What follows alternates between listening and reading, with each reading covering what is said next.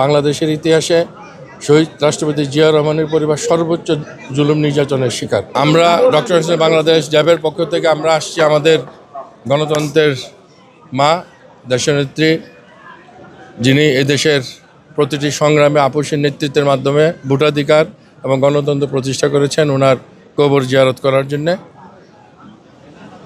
জাতি আজ যেই নেতৃত্ব হারিয়েছেন, এই সময় ওনার খুব প্রয়োজন ছিল।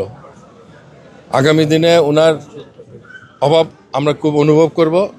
আমরা যারা ওনার আদর্শ অনুসারী, শহীদ রাষ্ট্রপতি জিয়া রহমানের আদর্শ অনুসারী, বেগম খালেদা জিয়ার আদর্শের অনুসারী, ওনার যে আদর্শ ছিল দেশপ্রেম, স্বাধীনতা সার্বভৌমত্বের প্রতি অটল বিশ্বাস, গণতন্ত্রের প্রতি আপসহীন এবং ভোটাধিকারের প্রতি ওনার যেই গণতন্ত্র প্রতিষ্ঠার যে আন্দোলন, সেই আদর্শগুলোকে যদি আমরা ধারণ করতে পারি, আগামী দিনে বাংলাদেশ অনেক উন্নত হবে।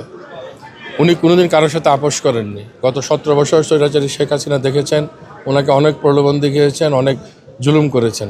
বাংলাদেশের ইতিহাসে শহীদ রাষ্ট্রপতি জিয়া রহমানের পরিবার সর্বোচ্চ জুলুম নির্যাতনের শিকার এবং উনি যে একজন দেশপ্রেমিক এবং জনগণের নেত্রী ছিলেন।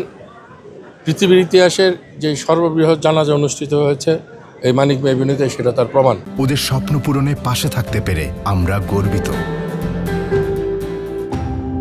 আমরা ওনার উত্তরসূরি হিসাবে, ওনার আদর্শের অতন্ত প্রহরী হিসাবে চিকিৎসক সমাজ সবসময় থাকবে, অতীতেও ছিল, আগামীতেও থাকবে। আমরা ডক্টর হোসেন বাংলাদেশ সবসময় দেশপ্রেমিক শক্তি, জাতীয়তাবাদী শক্তির পিছনে থাকব এবং আগামী দিনের নেতৃত্ব বিএনপির চেয়ারম্যান বর্তমানে দায়িত্ব নিয়েছেন উনি, সেই চেয়ারম্যান আমাদের নেতা তারেক রহমানের প্রতি বিশ্বস্ত থাকবো এবং ওনার পাশে থেকে দেশ গড়ার কাজে চিকিৎসকরা অংশগ্রহণ করবে। আমরা সেই প্রতিজ্ঞাই করছি এবং আগামী দিনে আমরা দেশবাসীর কাছে দোয়া করব যেন ফেব্রুয়ারি মাসে যে ইলেকশন হবে, সবাই দেশনায়ক তারেক রহমানের পাশে থাকবেন। আমাদের